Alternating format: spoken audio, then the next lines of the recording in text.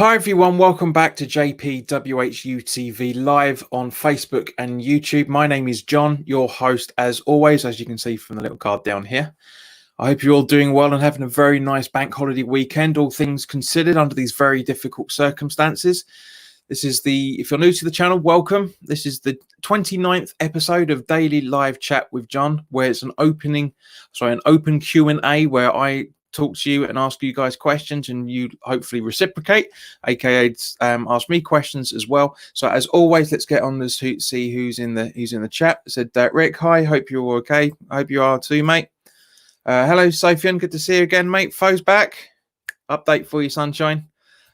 Nick's back as well. Hello Gazer.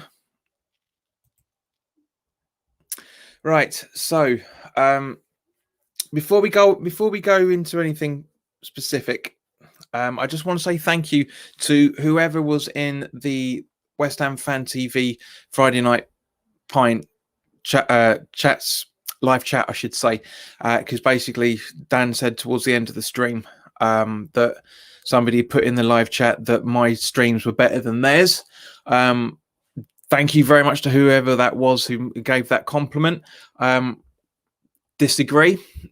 The Friday night Pint streams are one of the funniest things I've ever seen a long time, especially on Friday. Friday's one I watched it this morning was absolutely in hysterics. Very, very good content. But so whoever did say it, thanks guys. Thanks very much. Right. It was interesting reading. I meant to talk about it yesterday, but it completely slipped my mind, so I've put it into today's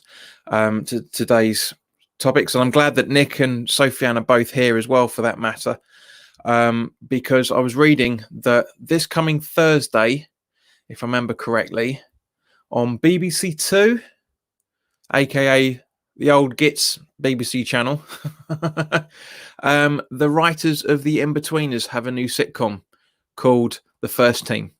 It sounds really quite good. It sounds like really quite entertaining.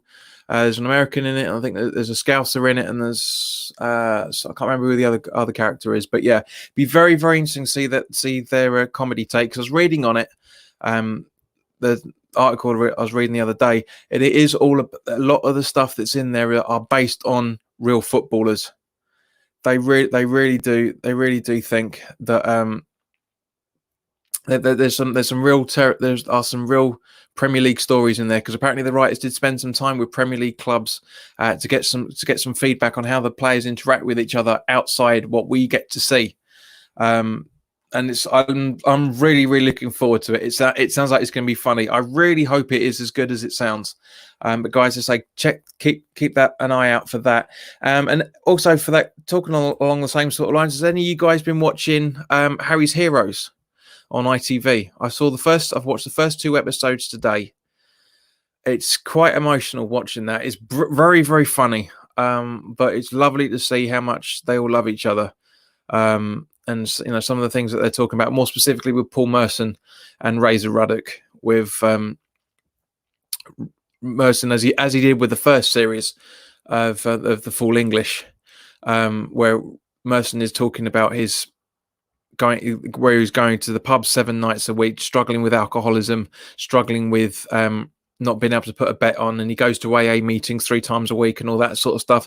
It was heartbreaking to see that the argument that him and Ruddock had, because Merce was just trying to sort Razor out, saying, look, you're on the verge of dying here, mate. What the fuck are you drinking all the time and getting? Do you know what I mean? It was very, very, very, very hard to watch. Sophie says about what I said earlier, why should people compare? I love you both, to be honest. You're a professional, but West Ham Fan TV bring the laughs. Yeah, well, I try and do it as much as possible, but yeah, when there's five people completely in there, mate, then yes, it's a lot easier to have a bit of banter going on left, right, and centre, because I'm trying to get somebody to I'm trying to find out somebody who can do these on a regular basis, but not everybody can't. Everybody can. That's why West Ham Fan TV only do a Friday night one. But feelings out there.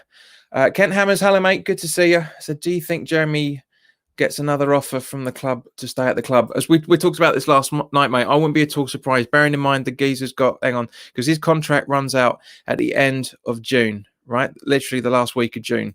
So there's 1, 2, 3, 4, 5, 5.5 weeks for argument's sake. So there's plenty of time for it to be renegotiated if the club do feel that it's warranted. But you never know. You never know. Sofian says Harry's Heroes was absolutely brilliant, funny, emotional. I cried at one point. Not going to bring spoilers. Yeah, it's Ken Hammers says Harry's Hero. It's good to talk and good to show your emotions. Yeah, it was really brilliant. I've really enjoyed seeing how they're all kids in 50-year-old bodies. You know, it's funny from that side of things, but they're mature enough when it comes down to it as well. Well, most of them are. You know, it was good. Sofian says it's so sad to see them argue as they are best mates, but Merson was telling the truth in his opinion. Yeah, he was. He said I can see him. I can see how I was 18 months ago. You know, he was trying. He's doing his best to help him, and Ruddock's a bloody lucky man. He's a bloody lucky man, not just because he's got a gorgeous wife who loves him to bits. He's got a lovely family as well, for that matter. But he's lucky to be alive. He really is lucky to be alive, and he's hiding away from it. And this is why I say about people suffering with depression, because what he's going through is a form of depression by not standing up to what's going on, not being ignorant to what's going on with it inside him. It's and likewise seeing Ian Henry talking about his low points, and he's still on antidepressants now after being made bankrupt because of the house price crash in the mid to late 90s. You know, it's I mean, we forget that those guys were never on as high amount of money that the footballers currently are. Actually, it's comparable, but it's nowhere near as much as it was. Sofian says, I think his wife could have done more, to be honest. She let him drink all those pints. Yeah, she said she's given up. We're trying to tell him not to do it, and you saw it outside in the restaurant afterwards, where Merson and his missus were talking. She's in tears because she hates seeing him that way, but she doesn't know what else to do, and it's really, really difficult. Nick's keeping tabs with the conversation as you're always saying. I've been really getting into the Bundesliga. Fair play to you, mate. It just does not interest me at all, for that matter. Peter Jones is back. Hello, mate. Good to see you. Good evening. Right. Now, as you probably would have seen earlier today, 2 more cases in the Premier League of coronavirus. One is a player at Bournemouth who refuses to be named, and quite rightly so, because as I said, I don't think we should be getting this level of detail. We talked about it the other night. And also 2 players of Hull City in the Championship have also been tested positive. So it's out of, what was it, 300, and I think the figures were saying that day over 338 people have been tested, and this week, and there's been 7 people so far, if I remember correctly. 338 just purely in the Premier League. Didn't go into details about the Championship, but it's going to be interesting. It's going to be interesting, and I really don't think the football's going to be coming back in 3 weeks' time. I really don't. I can't see it. I really can't see it. I think it's going to be 4 weeks, maybe the 19th, maybe the 26th. I don't know, but we'll have to wait and see, of course, as it is with everything. I mean, I must admit to you, Nick, I've been keeping an eye on all of the results, and it was interesting to see what's happened over this weekend. I know there's still the Colne game. Yeah, the Colne game's still going off at the minute. So Nick's probably not going to be talking a lot too much so far until that game's finished for the next 15, it's like 20 minutes to go, I think, if I remember right. Kent Hammer says, Bundesliga, I watched 10 minutes. It's like a glorified training session. Football, nothing without fans. Agreed, 100%. Sofian says the Premier League are waiting for someone to die of this virus that's connected with the Premier League before they act. Don't think it's that level, mate, but I know where you're going with it. They only do things in reactions to stuff that shouldn't happen. Yeah, all big companies do it. They don't plan ahead until there's some criticism or something happens, and then right now shit, let's all get together. I mean, they've been getting together every pretty much every Monday for this month anyway. They should be getting together on Tuesday because tomorrow's a bank holiday here. For those of working age, not that a bank holiday makes much difference here for me personally. A bank holiday just means I don't turn my work laptop on for an extra day. That's all it means. All it means. Unfortunately. Hi Bex, good to see you. Hope you're keeping all right. Sophie says, for example, the Arteta thing, which contradicts what you're talking about. But yes, you're right. They had only waited until it was confirmed that he had it. And fair play to David Moyes for self isolating at the same point. He did it straight away. Had no symptoms, but he was, again, as I say, everything that the club has done under these circumstances has been spot on. The way that stuff was worded for the season tickets wasn't brilliant, which reminds me I need to give them a call on Tuesday because I still haven't received my email yet, even though I was told they were going to send it through. But other than that, as I say, the club in the general over the last 5 to 6 weeks have done everything that they should do. So they got the basics right. Let's see how they're going to push on in the next few weeks. Nick says, I agree, Kent Hammers. I'm just grateful to have any form of footy back. Football addict, man. Well, take full advantage of it all you can, sunshine, I tell you, because you just never know. Also, for that matters, La Liga is meant to be coming back as well. Second week of June, if I remember correctly. So that would be interesting. That would be interesting to see how they're getting on with that. So we'll have a bit more football to watch, a little bit of variation. Same scenarios, but same situation. Now, just going back to what Fo was talking about when we were talking about Gonzalo Montiel. The agents come out with a few things. I've seen it from various different sources, but Fo was completely right when he's because it said that. Now the thing is that it does, the fee varies. But he did confirm to us when we were talking about him the other day that he's waiting on a work permit. Now, the way that a work permit works is it all depends on the national appearances for your national side and a few other little bits and pieces. Now, he's had 4 appearances for the Argentina senior team, so he's had a bit of run out. If that's going to be enough for his work permit to go through is another matter. Richard Thomas is back. Hello, mate. Good to see you. Ain't seen you for a while.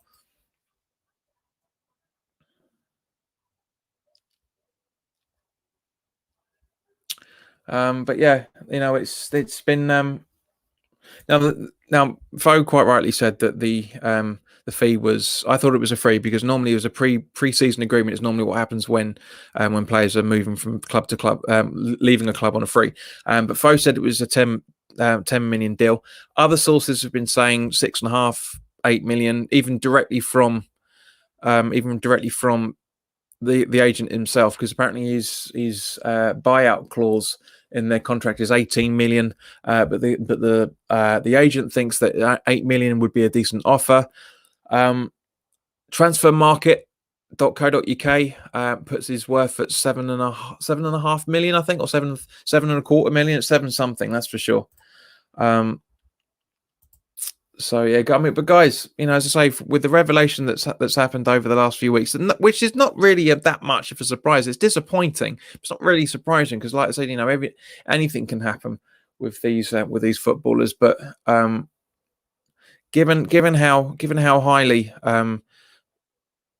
Montiel is rated by Lanzini, I think that would be a good deal. Sofian says, John, do you think Ngakia will kick up a fuss if his agent is offered too much money to turn down from the club and he forces Ngakia to stay? Hang on, John, do you think Ngakia will kick up a fuss if his agent is offered too much money to turn down from the club and he forces Ngakia to stay? Well, no, he wouldn't. He wouldn't.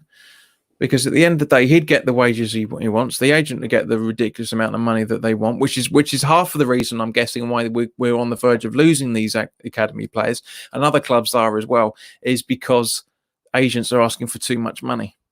They're asking for too much money, and under these circumstances, it's not going to. That's exactly what the situation is. Money's tight. Thank you, Mark.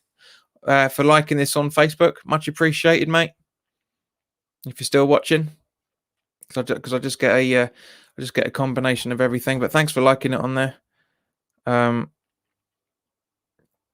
Sofian says, I would rather him go than see a bad egg in the dressing room. Mate, we don't know the full details. Regardless of what you thought Gonzo was saying, he wasn't tapped up by another club. Gonzo said the title was, has he been? Is he going to another one? Yes, I know you are, mate. Thanks very much. But we, as I say, we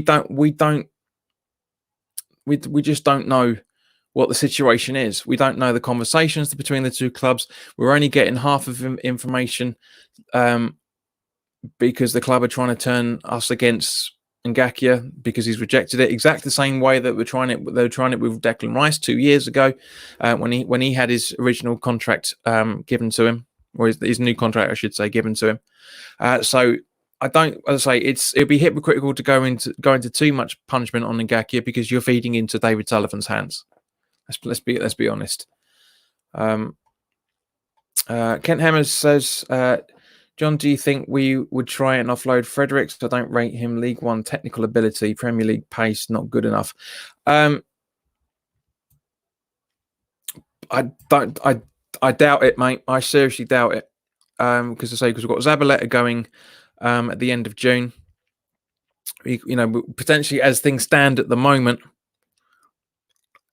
As things stand at the moment, we're losing 2 right backs at the end of June, as things stand. So, which means we've got Fredericks and Ben Johnson, and if Montiel comes in, then we've got 3 right backs there, which is not a bad idea. Which isn't a bad idea.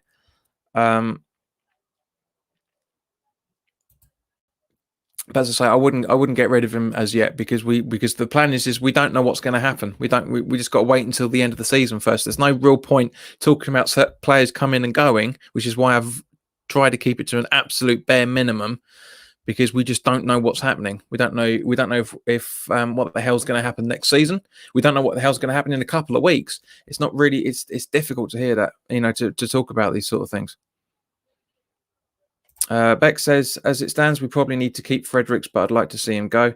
Yeah, I mean, Ken, I'm agreeing with you. He's got pace, but the rest of it is not good enough. He's too injury prone, which is the reason why he probably left Fulham on a free, which is why we snaps him up because we found out he was going. But as I say, there's a lot more to it than in football terms than people think when it comes to a lot of things. Which is why I try and, like, for example, as I said to the Hammers Polls group earlier today, or literally about half an hour ago, because there's a video coming out Tuesday when we're talking about do we feel that the academy players are good enough or not good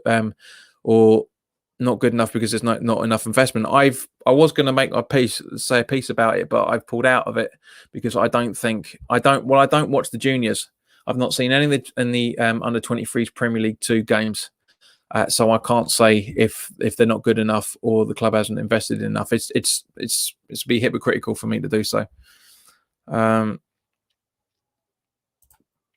Sofian's got to go. Is dinner's ready or is it bedtime? It's one of the two for you, mate, isn't it? have a good one. Take care.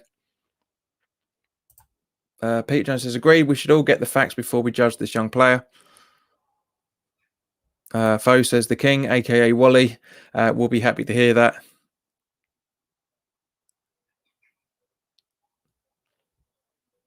Beck says he isn't locked on. He's fast, but the rest is slow.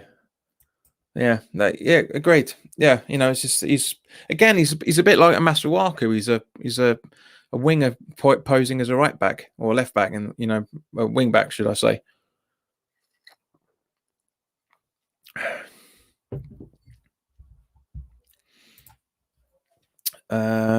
Now very interesting quotes coming out from our old favourite number 10, Dean Ashton. Reading the article I was reading earlier, I think it was an interview with TalkSport or the Daily Mail, one of the two. Let's have a look. Where are we? Yeah. Oh, well, TalkSport was pretty much the same thing. Sky Sports. So when you see back-to-back relegations of we've seen with Norwich before and with Sunderland recently, it's generally because of poor financial planning. Yes and no. It would be an absolute disaster for West Ham if they were relegated this season. There's no doubt about that. They have spent quite a bit of money, and financially, they would be in a difficult position. If they don't start well as soon as football is back, they will be in big trouble. Can't argue with that at all. Nobody expected this at the start of the season. It looks like they'd be pushing for the top 7, but at West Ham, they just seem to sign players that are available rather than having a plan and a specific way of playing, which is completely true. It is such a mismatch. Some players are carrying injuries, others are coming to the end of their careers, and even the youngsters don't necessarily blend in. When I look at West Ham, I have no idea what style of football they're trying to play. It seems to change with each game. Well, there's not anything really wrong with that, because you have to adapt your style and your formations and your tactics depending on who's in front of you. But I know where he's coming from. That's the big worry. Players need to have a certain idea of what's expected, and I haven't seen West Ham with a clear identity for well over a decade. The next step for them is to find a manager who can really build something over the next 4 or 5 years. But for the moment, Moyes has lots of experience, and I would still back him to keep them up. Now, guys, what were your thoughts on Dino's words there? Quite brutal. I wouldn't say brutal because it's he hasn't mixed his words in any shape or form. So a lot of what we're saying. Saying about, I'm guessing about Frederick still. In other words, the lights are on, but nobody's home. Hello, Mick. Hope you're right, mate. Hope you and Granny Smith are doing well. Mark says, "Bang on, Dino." Beck says, "We're just super inconsistent," which is what I think he means. Yeah, there's no thought, there's no forward plan, there's no 2-year plan, there's no 18-month plan, there's no even like a couple of the months plan really. This is from my observations over the same period of time that Dino's talking about. Yeah, Eden, bang on, mate. Hello, mate. Good to see you again. But yeah, bang on. Nasri was the proof for signing players that are available. Yeah. But to be fair, all clubs get the same thing. They all look at these players and go, "Oh, he's free. Let's try and let's give him a bash." Yep, Mark, absolutely. Evra, exactly the same. Mick says, "Painful to listen to, but he's bang on." Yeah. It goes back to what my uncle used to say about being a father of an ugly kid. Now this comes around quite nicely to an article I was reading that Sam Inkersole wrote for Football.London. To break it all down, he said that there are the four games this season that will make or break our season for the next 9 fixtures. Now, I honestly want to get your thoughts on this, and I also want to know what you think the points are going to be from these games as well. So, Wolves at home, Burnley at home, Norwich away, and Villa at home at the last game of the season. So, guys, let me know what if you agree that these are vital games for our survival this season, and what you think the points would be from those 4 games. Me personally, I think we're looking at 1, 2. I'm looking probably 5 points. 5 points from those 4 games. Let me know what you think, guys. Beck says we can't even plan a couple of weeks ahead at the moment with our board. Agreed. Ken Hammer says cream always rises to the top. If a young player is good enough, they get a chance, i.e. Rice. Yep. Mm-hmm. And Grady D and Garner. And who else? There's nobody else recently that's been able to establish themselves properly. I mean, I say that because Grady's been able to establish himself as a championship winger and absolutely smashing it. So hopefully next season, or possibly this season, depending when the season finishes, he could come back and actually do a real input for it. Vo, you have, yeah, you said it before. We lack a football philosophy. We all have in various ways and various versions of Nordic as well, for that matter. Richie, hello, mate. Late to the Fiesta afternoon pizzas. I take it the Bundesliga's finished now, mate. Is it? Hey, let me just have a look. Has the Bundesliga finished? Yeah. What a surprise! Yeah, that's why Richie's back. Richie says winnable games. Mark says 7 points there. JP, yeah. I can see that. I think the only result positive, the really good result we get out of that. I reckon it's Norwich away. I reckon we get 3 points out of that, and maybe 2 from the other 3. But I can't really point. But Rick says 6 points, I think, for West Ham. Fair enough. But as I say, going back to the other part of the question, guys, do you agree that those 4 fixtures are vital for our season, or are there other fixtures coming up in the next 9 that will be even more vital than those? Because I agree with Sam. I think those are very, very vital games for our survival. Completely.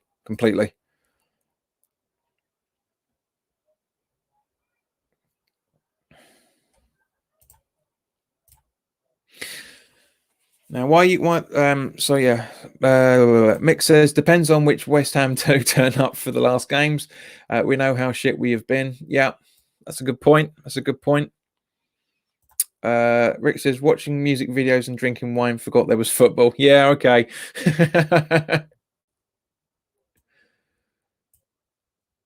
Richie says we need to pick up some points against the big teams. Yeah.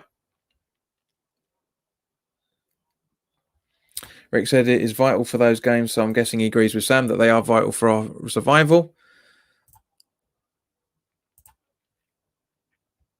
Now this one, I have to just wait for a couple of more ones because there's I wouldn't say it's a controversial topic to talk about, but it's one I didn't think we would need to talk about in this day and age. I really didn't think we would need to. To a degree, I still don't think we should, but it'd be interesting to get you guys get what your ideas are on this as well, for that matter. Neil says the same thing. Hello, mate. Good to see you. It all depends on how they play. Mark says Burnley should be 3 points. They've little to play for. Well, not really. I mean, everybody's got everything to play for. I hate that terminology. I know why. I know why you're saying it, Mark, but I really hate that. It's like that's one of the reasons. That's one of the reasons why I stopped watching the Formula One, because it was all about the Constructors' Championship, not really about the races themselves. But yeah, I think Burnley will still go all out and try and finish as high as possible, and that's the whole point of football. Bex, all the games actually are all vital in her opinion now because of the situation. It really is all to play for now. Agreed? Yeah. I see your point totally. Rishi says we are having the usual season where we are hoping 3 teams are worse than us. Yeah, it's like being an England supporter as well. We hope when it comes to the qualifying rounds, we hope somebody else is not as good as us so we can get through in various ways. It's a horrible thing. It's a horrible thing.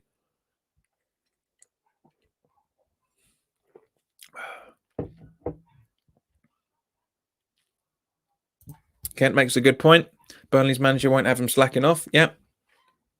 That's what I'm saying, that they won't go out quietly.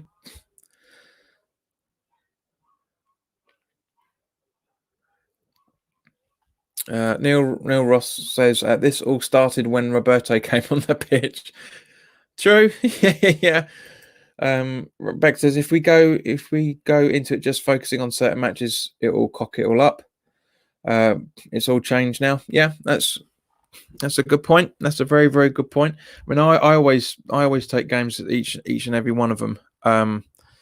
Because at the end of the day, that's the only way you can do. I know it's again, it's an overused cliche, but it's the only way you can really do it. Is just have a look to say, right, these are the games that we've got remaining, and these are the games that I think we can get points from.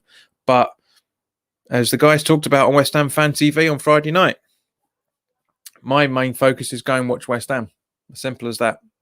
And I know I've lost sight of that over the last couple of years.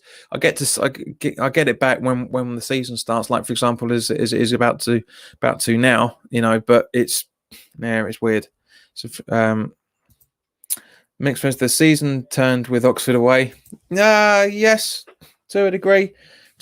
Yeah, it opened a lot of people's eyes. That's for damn sure. Really did.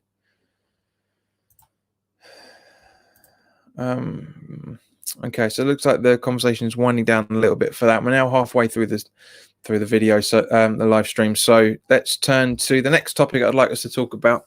It's a bit controversial from one point of view, but it got me thinking a little while back in relation to gay players. All right, so hear me out on this. So it's not gay bashing in any shape or form. In actual fact, is basically because as we know, we've had certain players over the years that once they've retired, not just in West Ham, but players all across the leagues and all across the world, have only felt safe to come out as being gay or bisexual, or after they've retired. Matt Jarvis, very not that recently, came out saying he was gay. Thomas Hitzelsberger, again, when he retired, he came out as he was gay.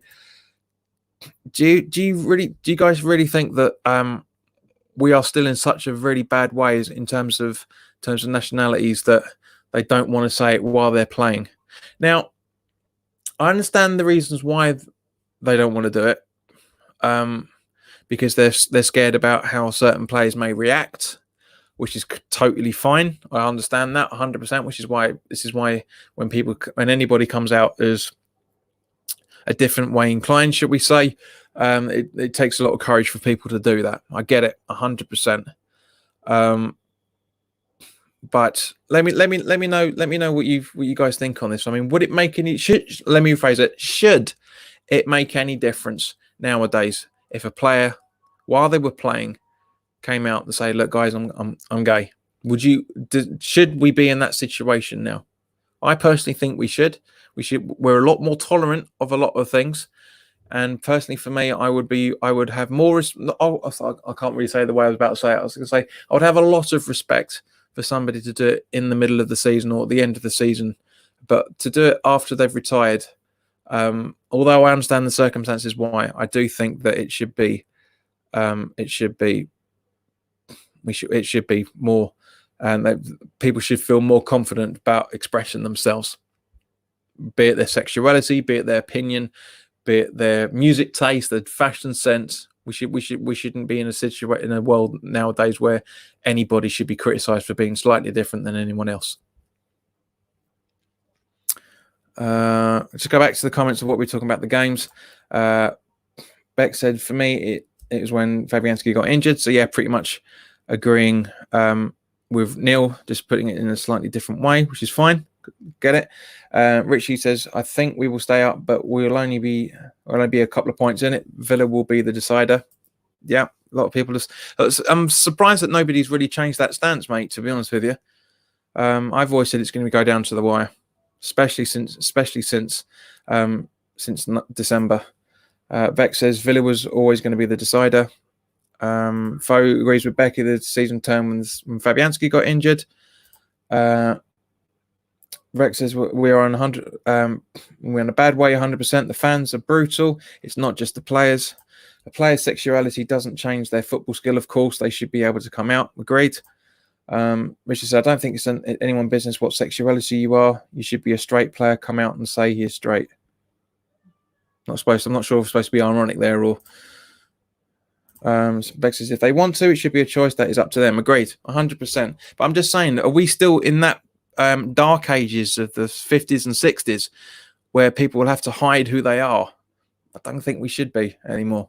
50s, 60s, 70s, 80s.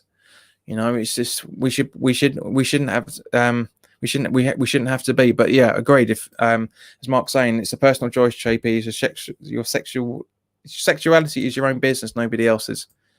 Yeah, it is. I'm not saying anything to the contrary, but as I say, I just think that we should be more open with each other on for a lot of things. I mean, I've worked with many gay people over the years, and it makes no difference to me. Might be I'm not been in the showers with them, but it wouldn't make any difference. Doesn't make any difference. I'm very comfortable being around homosexuals. I mean, it's ironic really that there's it's all right for the women to be lesbians. There's quite a few lesbians in the WSL. There's quite a few gay men that play professional rugby as well. But yeah, Richard says, was saying, does a straight player have to say he is straight no more than a gay person say he's gay? Yeah, good point. Fo says, Peter Jones says, a good goalie is a massive part of the game. Make you right. Yeah. And one last thing that I want to talk about, but we'll do it towards the end. Bex JB. You didn't have to mention showers. The only it was funny though. It the only reason why I said it was because watching Harry's Heroes. Right, I've watched the first couple of episodes, and there was one. I don't know if you guys have watched it because a few more people have joined since we started talking about it in the first place. There was a friendly that that they'd arranged that was between those guys, obviously, and a naturist football team. And you saw them; they were all in the, was it 7-8 aside, whatever the side was, and it all and they were all naked, and that's what we got me thinking about the subject, was because David Seaman, he was embarrassed to be there. He said, "I'm not doing this. No, we're professionals. I'm not going to be playing against naked men," and he walked off. And which I respect. That's his decision. But that's what got me thinking on it. I says, I think in this day and age, some players have already come out in their respective dressing rooms, but for monetary sponsorship deals, possibly reasons, and fear of abuse from opposing fans. Yeah, football's still way behind the times in a lot of things. Again, when I was saying about the way that the club is doing things, let's see what Bex is saying actually before I say that. Bex says, ultimately, footballers are idols to some people, and you know what? It might be good for people to grow up who are gay and know that you can be gay and play football. Yeah, exactly. It's all about, as I say, it's all about having confidence in expressing who you are. Gay pride's been going on for 50 years, and that's fine. There's 2.5 generations worth of people come through since the gay pride marches. And Beck says, yeah, it's still very hidden and it's not good. Yeah, I agree. Because at the end of the day, I keep repeating myself. But it's something I feel very strongly about, because I don't like anybody pretending to be someone they're not. You can spot it a mile off. Doesn't matter what the scenario. People pretending to be this, that, and the other. People that are nice to your face and then snide and vindictive behind your back. So some people who don't even acknowledge you when you're only trying to help people. It's bad. It's poor. It's immature, quite frankly. Attitudes that we're forced to live with nowadays. It really is bad. Fo says, I think there will need to be an elite player to come out before it becomes the norm in the public domain. Beck says, I'd hate that people feel that they couldn't pursue a career in football because they are gay. There's a lot of them do. A lot of them do. And Bex agrees with Fo, saying, I agree, Fo, but it's going to take a very long time. It is going to take a long time. It's only, you look at the abuse that John Barnes used to get, and all black players for that matter used to get in the 80s, having bananas thrown at them and monkey chants being thrown at them and stuff as well. It's just, and that stopped. So I really hope that in society that we live in, if more players do come out as gay, and also Johnny Spector as well, for that matter, was another player who came out recently saying he was gay. And Bex says, and they still do to some extent with racism. Yeah, not we obviously saw it in the Euro qualifiers and stuff, but I'm saying about in Britain, it's not as bad as it's nowhere near as bad as it used to be. Nowhere near. Richard said, we've come a long way since the dark days of racism. Yes, it does rear its ugly head now and again, but we deal with it better now, and we wish we could do it for everyone. People need to grow up. Exactly as I said, mate. Exactly as I said. Brilliant. He's got it spot on there, mate. So we're coming up to 20 minutes on the clock now, guys. So for those that have any interest, the results of the Bundesliga today were Schalke 0, Augsburg 3. Schalke are doomed. They really are. They are very, very lucky to be where they are. They've had some terrible runs. Mainz 0, Red Bull Leipzig 5, Cologne Dusseldorf finished 2-2. Beck says it stems from people not liking difference. Yeah, because in a way we're told not to be different.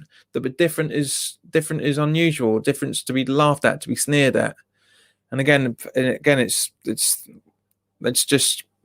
stupid. It really is. Fo says, I agree, Becky. That's one of the reasons there are no professional British Asian players. Mark says, all their own insecurities. Yeah, because it is. People are put off for things all the time. About not just about being gay, but some companies will promote homosexuality, and there's nothing wrong with that in any shape or form. But the recruitment processes is more of a case of we need to be marking these tick boxes off a lot of the time, and it is difficult. Bex says football is masochism. That's what we're taught. It means it's a man sport, etc. There is no room for difference. Well, there is, because the women's team have been taken more and more serious now. There's you can I know for a fact that you turn over to Eurosport, for example. Eurosport are the only channel up until very recently that would show under 18s, under 14s, women's football, and now obviously Sky Sports have jumped on it. Now that there's the Women's Super League, so they're promoting that sort of stuff, and there's also women's football in FIFA 20 from what I've been reading recently. So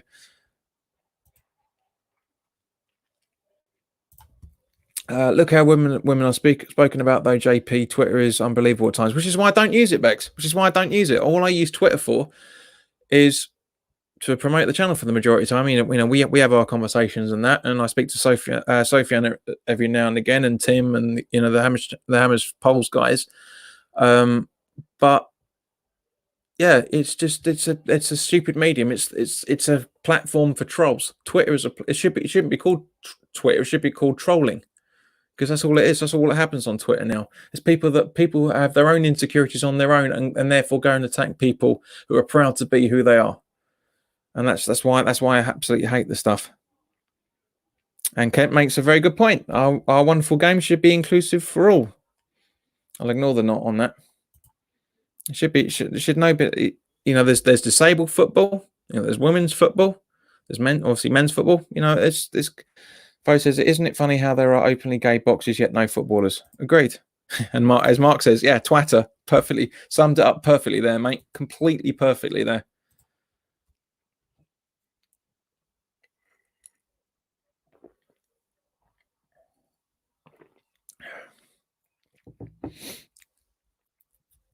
All right, so we're coming up to 16 and a half minutes, guys. What else? And Beck says it's true, Fo. Football is really the last sport that is a bit in the dark ages.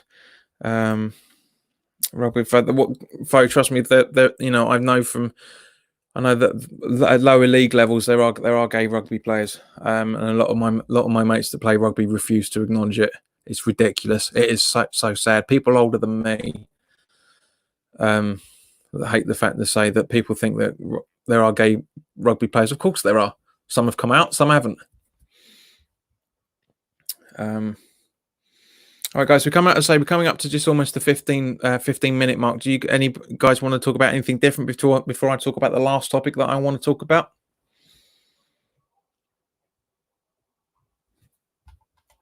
And Bex says, and listen, if I said any of this on Twitter, I'd be laid into. But express your opinions. That's what the whole point. That's what the original purpose of Twitter was to express your opinions. Not to the extent of I'm going to the toilet or I'm going to the shops or I'm going to have a coffee.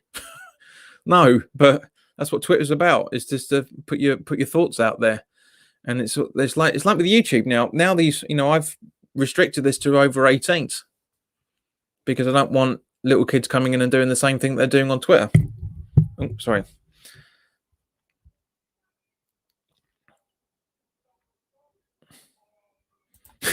Mark says, although I have met 5 long lost Nigerian millionaire uncles thanks to Twitter. All right, you can buy me an house then, mate, can't you? And Beck says, yeah, but women should be seen as not heard. Yeah. 400 years ago, darling, yeah. Richie says, ask, do you like rugby, JP? I don't mind it. I mean, it's the weird thing is I prefer watching American football over rugby. I mean, give or take a few rules, they're pretty much exactly the same, but I just find them in the NFL a bit more exciting. I just but yeah, I mean, it's a good sport, brilliant sport. Sometimes I catch the Five Nations, and it's brilliant, very enjoyable.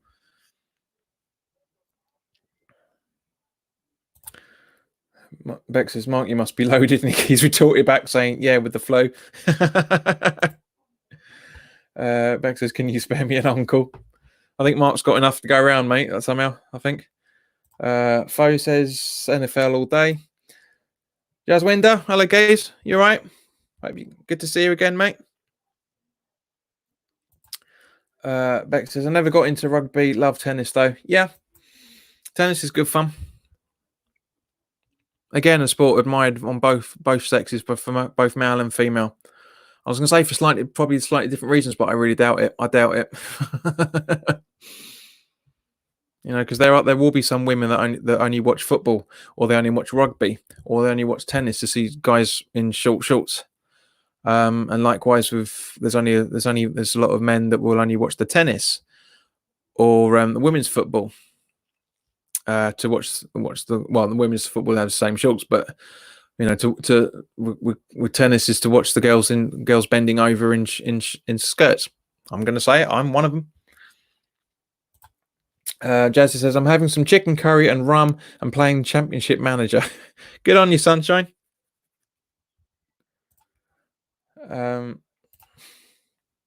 Richie says, American rugby is like cricket, goes on and on and on and on. It does, to be fair, mate. It does.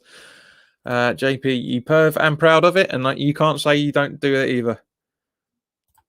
That's so sexist. Well, it's not, because it's to say something sexist is to be degrading women. I've given arguments on both grounds. I know you're trying to be funny there, Fo, but that's not sexism at all. It's fact. Men will watch tennis to watch the likes of Sharapova and all that, just because they're gorgeous women. It's as simple as that. And women will watch football because it's beefed up blokes. It's as simple as that. It's not.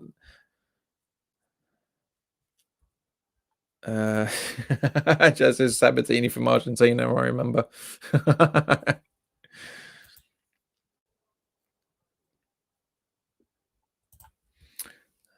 Vex says, I watch the women. You probably do.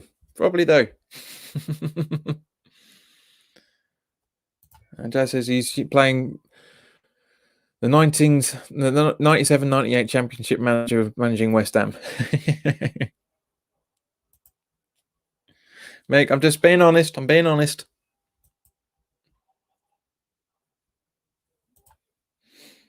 JP they must watch it for entertainment.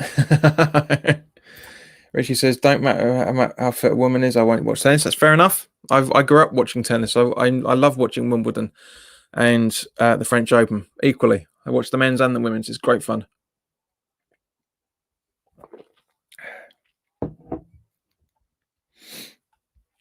All right, so coming up to the last 10 minutes now. And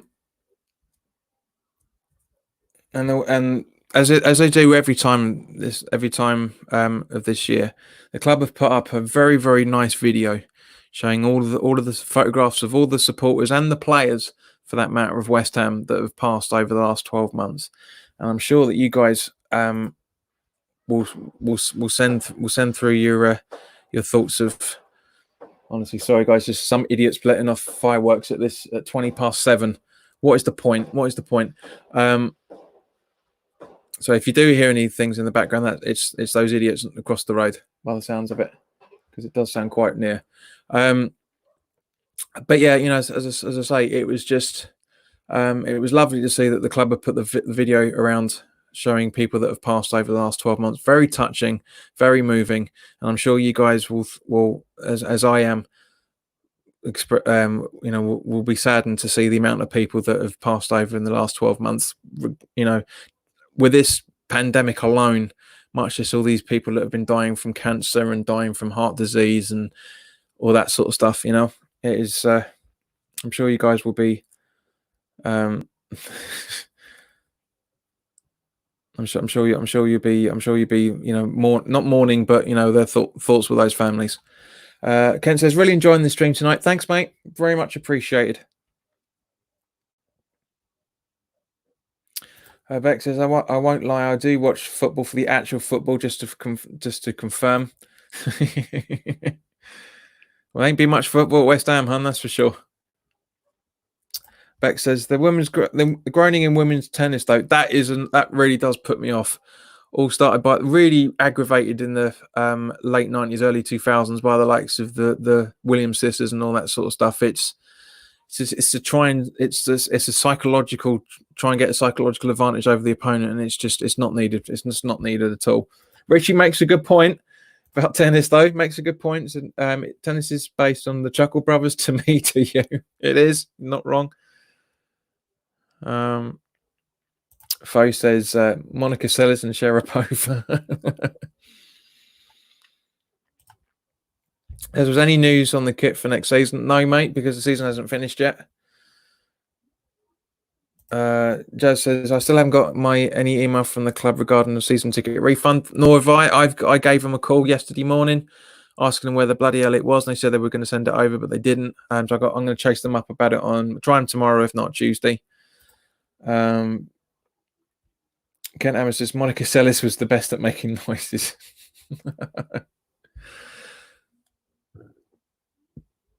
But yeah, so we haven't seen you for a couple of days, mate. How do you feel about the options for the season ticket refunds? Because we talked about this on Friday when it was released. I think Thursday or Friday when it was released. So let me know what your thoughts are on that. And Bex, let me know if you received your email as well, for that matter. So it's not great that people still haven't got the email. Agreed. I mean, it's not like they're manually typing it all out. It's all copy and paste. Anyway, this is why I said it should have been a letter. It should have been a letter rather than an email, because it's basically what it is what's up on the website. Now, there is the woman that I spoke to on Saturday morning or Friday morning, one of the two. She did say that there's another email going out this coming week as well for everybody. So, yeah. Kent hasn't received his email either. Though enjoyed the shower section and the voyeurism section of the stream. Bexy's got no nothing. Richie's asking the question to Jazz. I think the club has covered all bases on the season ticket. Agreed. Beck says came to West Ham stay for the showers. Yes, Fo, I have checked my junk mail, mates. The first thing I did. But it shouldn't be, because all other emails coming from westhamunited.co.uk have been, I think you've been taking the piss a little bit there. But yeah, I mean, I got my receipt when I got my Admiral 80s, the Admiral 1980 FA Cup final thing as well. So, just saying the club shop is doing shirt sale at the moment. I'm right. I'm worried regarding the value of the refunds, as when you sell your ticket back to the club, at times the amount you get is paltry. Yeah, they are doing this shirt sale at the moment, mate, because they do it every time this year, because it's the end of the season. They're just trying to get rid of the stock. They're not worried about anything. It's just they're trying to get rid of the stock. But yeah, that's the other side of things, how much the refund's going to be. And as I thought, yeah, I was taking the piss. But did say his email had landed in junk mail, but not for me, I'm afraid. Kent Hammer says, I'm taking the credit of my next season ticket, John. That's what I'm planning to do, but are we going to be able to sit in the stadium? I don't think we will. The way things are going at the minute, mate, I don't think we will. That's the thing, yes, they don't want to give refunds. They're trying to get people to take credit. Agreed. Yeah, which is why there's a little section in there about helping the club in these difficult times. That's the one line in that email that I really, really take umbrage on. Really take umbrage on it, because they shouldn't have done that. They should not have done that. Mick says, I've seen new kits that have been leaked. Well, Mick, they're not actually kits. They're concept ideas that other people have drafted up. They're not actual kits itself. We talked about one of the ones the other day, and they are nice, but as I say, they're not official. They're not official. Beck says the season tickets will be a mess because fans won't be in the stadium. Agreed. That's what I'm saying. What's the point of getting a season ticket for next season if we're probably going to end up at what, 1 or 2 games? Beck saying it would basically be a half a season ticket, possibly. Nick says no, not ours. I'm guessing about the. Sorry, I see what you mean. Because but again, they're probably just concept, because I reckon all clubs are in exactly the same position, that they're all ideas that other people have brought up. I mean, but I don't check social media all that often, so I could be wrong. But if I am, then fine. First season, so the West Ham concept design was weird. As I said, it was not official. It was some guy that tagged Umbro, tweeted Umbro and West Ham saying, "These are my ideas. What do you reckon?" That's what the Beck says. There's been one concept kit that I like. Which one was that? Liverpool have got their official kit out. Fair enough. Fine. I didn't know they were in that much of a financial situation to try and get a kit out before the season's actually finished. But fair enough. That's fair enough. But yeah, Bex, what was the concept kit that you liked? Me personally, I quite liked the striped one, the sky blue and the white stripe. I thought that was out of the 3 that was available. I thought that was the nicest out of the lot. But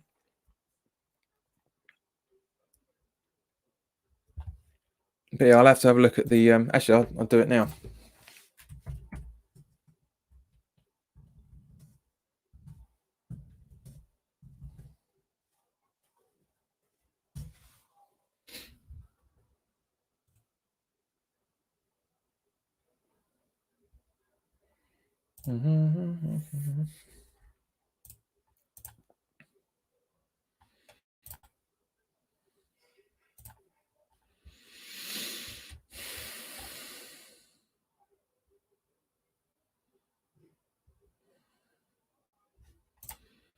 Bloody.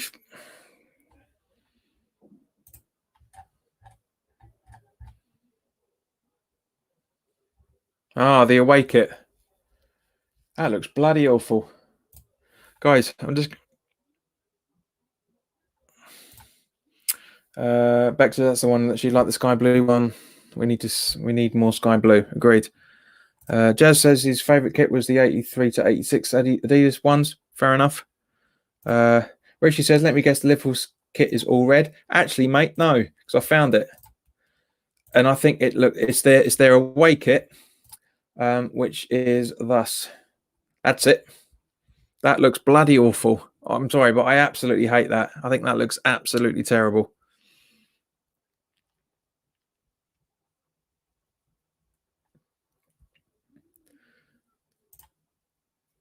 Richie, the away one is funky to say the least. Faces, where are we? I can't see any fans being in the ground till January at the earliest time. What do you think, John? Yeah, very, very earliest. Very, very earliest. Peter says, JP just looked in junk mail. It seems I've had an email, but too long to read. As about your season ticket. Yeah, I'd say, mate, I checked straight away. That's the first thing I did, and it's not there. Edin says, agreed, looks awful. Richie says, that's worse than the Man United brown snakeskin one. Yep.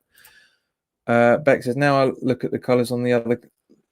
Now I like the colours on the collar and cuffs on the home kit.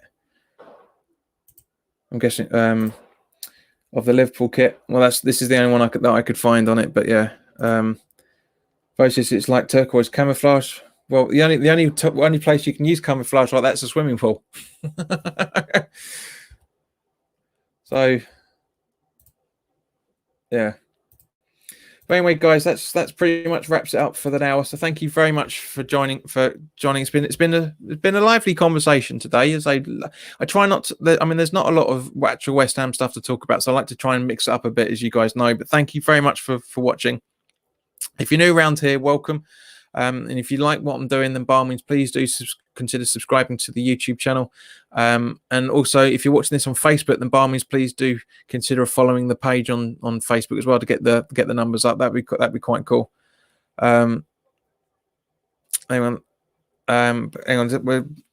Yaz has asked a question quickly. How would you feel if West Ham opted to use a colour on our kit we haven't used before? Yellow, red, or grey? I'll be up for it, mate, to be honest with you. As long as the core colours were there, I'll be fine. Absolutely fine with it.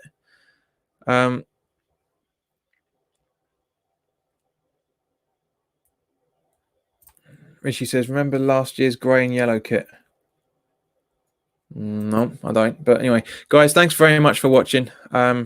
So as I say, look after yourselves. It's bank holiday Monday tomorrow, so for those that where it's applicable, by all means, please do enjoy yourselves, and I will see you guys tomorrow evening. As I say, share this content, like this video if you like it, but more importantly, share this content with people that may not be aware of the channel yet, and then so hopefully we can try and get a lot closer to the gig that I'm trying to do for you guys. We need 59 people to sign up as it stands at the minute. So in the meantime, guys, enjoy the rest of your evening, and I'll see you tomorrow night.